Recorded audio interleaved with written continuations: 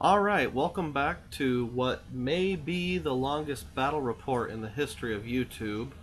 I'm sorry about that, guys. I'll try to pick up the pace here for part B a little more. So here's your inspirational photo before we go too much further.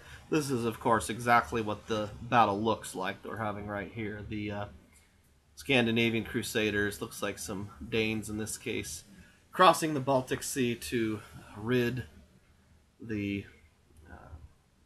northern country of pagans or something. Sure, we'll go with that. Here's the overview of where we left off. A little more detail. Bowman here on the tribe. It is the tribe's turn. Rotate to shoot the Scandinavians. Some action happening over here. The light cavalry charge the pikemen in the back, and they're probably in a heap of trouble because they're already wavering. And the Levy Free Company gets triple charged in the side by the noble, in the rear by the light cavalry, and in the front by the spearmen. So, yeah, that's probably not going to turn out too well for them. Skirmishing bowmen shoot at the pikemen. I'm sorry, not pikemen. Billmen is what they're called. I'll put 4 wounds on them, but don't break them. The actual pikemen charged in the rear are defeated, totally wiped out. The Levy Free Company, getting triple charge, takes 10 wounds. They get 2 rolls because they have 2 inspiring figures within range, the Battle Standard Bearer and one of those warrior clerics, warrior priest type guys, but I believe they needed double 1s to stick anyway, and they didn't get it, so they're destroyed. Poof! That's what they look like after they're destroyed, and the other units just turn to face the Scandinavians. And that's the end of the tribe's turn. Alright, beginning of the Scandinavian Baltic Crusaders' turn. We got a whole lot of action going on here. The billmen charge at those pesky skirmishing bowmen who just shot at them. Everything else is bunched up in this part of the board over here. So the spearmen take a charge from a big regiment of knights in the front, the big strong regiment I should say, and the light cav take a charge in the rear from the mounted crossbowmen rather. These light cav get shot at by the provisors, but they're okay. Now the mounted bowmen put enough wounds on these guys that they're wavering, but don't break them. So light cav is still around. The billmen put the hurt on the skirmishers. Their break point is pretty low, and beside you got a 5 plus a 8 there. Yeah, not able to hang in there. They're wiped off the planet. So this big regiment of the Crusaders Knights comes in, does a bucket load of wounds, and of course the spearmen, who look like chaos warriors, roll snake eyes. So it doesn't matter how much damage they have on them. It's 10 units of damage. They stick around. And then here's an overview of what's happening. Alright, tribe's turn. Spearmen say, hey, we're cool, and countercharge the knights in the front, see what kind of damage they can do.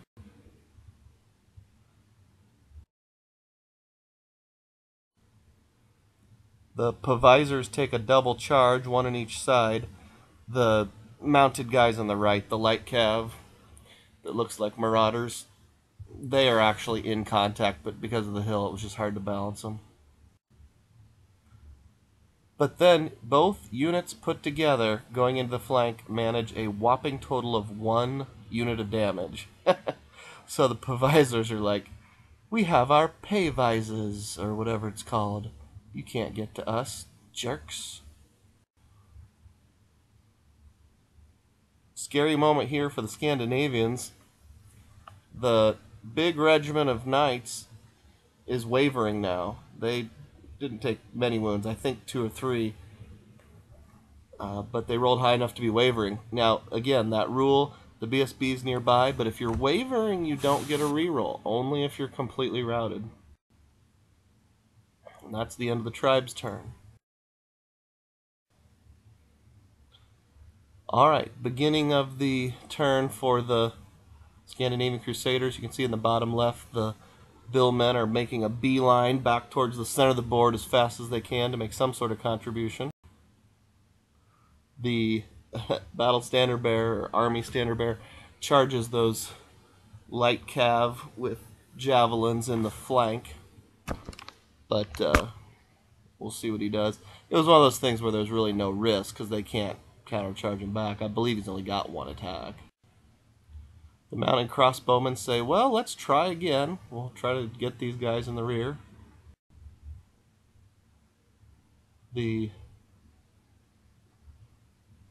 Not sure what this is a picture of, frankly. Probably the warrior cleric in the back was trying to heal someone. Provisors rotate and look at the light cav.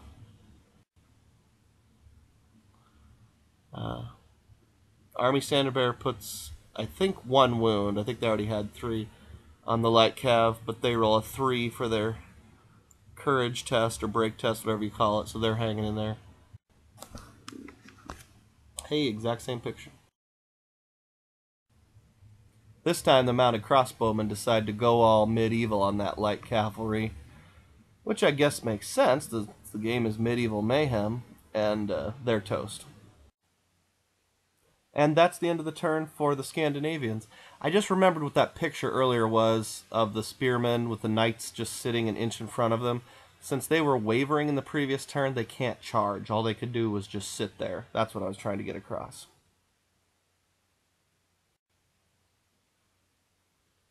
Alright, tribe's turn. Spearmen try to hit the knights once again and knock them out. The provisors are double charged again. I think that's what this is showing, although don't quote me on that. And that's them after combat. I don't know if that's enough to break or not. I don't think so. I think they're still okay.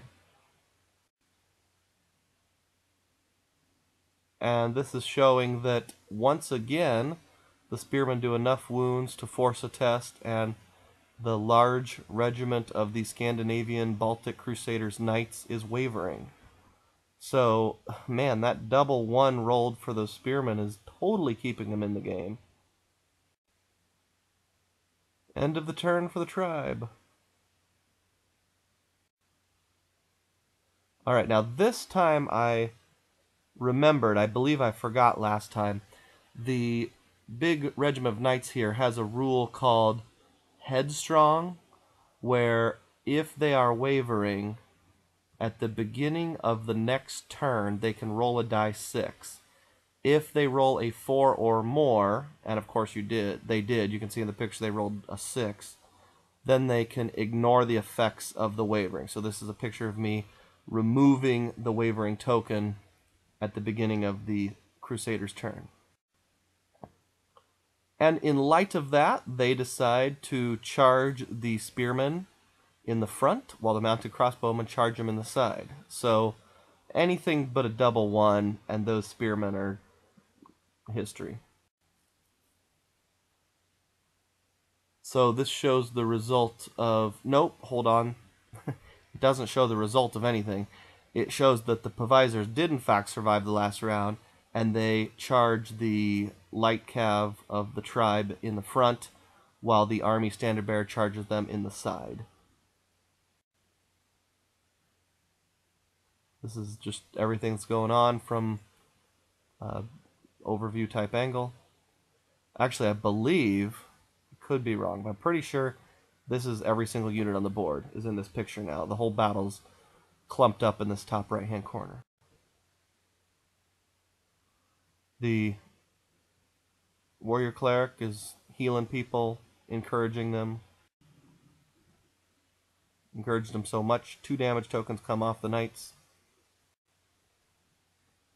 This time the combined attack of the Provisors and the Army Standard Bearer takes down those light cav. They did get 2 rolls since the noble's nearby and he's inspiring, but they failed them both. Alright, now here's the result of the battle before the roll was taken, and those pagan tribe spearmen now have 19 units of damage, which I'm pretty sure is actually already greater than their breakpoint. And then the roll, and yes, of course, they roll another Snake Eyes. So these are the toughest spearmen in all of medieval Europe. They are getting hacked to pieces. Some of these guys are missing arms and legs, and their reply is, "'Tis merely a flesh wound."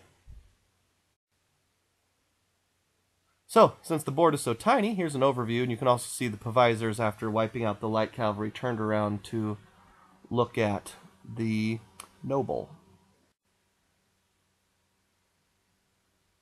On the tribe's turn, I don't believe I moved the noble into contact just because of the hill and the big stakes sticking out of the ground. But he did charge in, did a couple wounds, but they're still alive.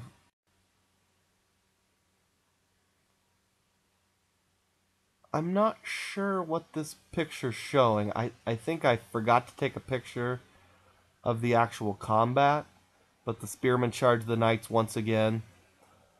They're up to 9 units of damage now.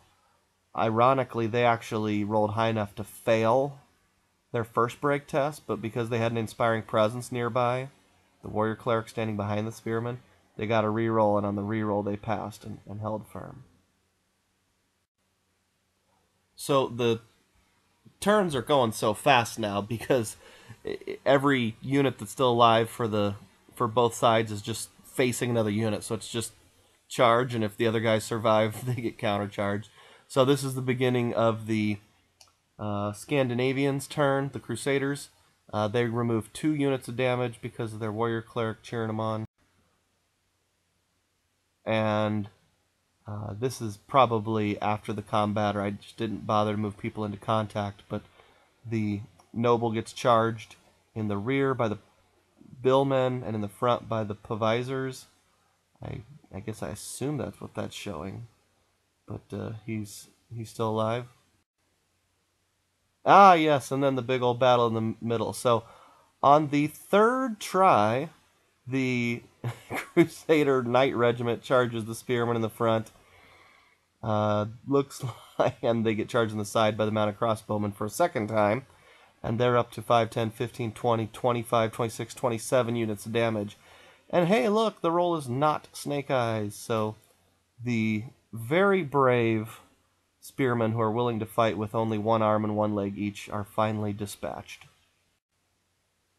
So the only unit left for the tribe is their noble, and I probably could have called the game there, but keep going just for fun.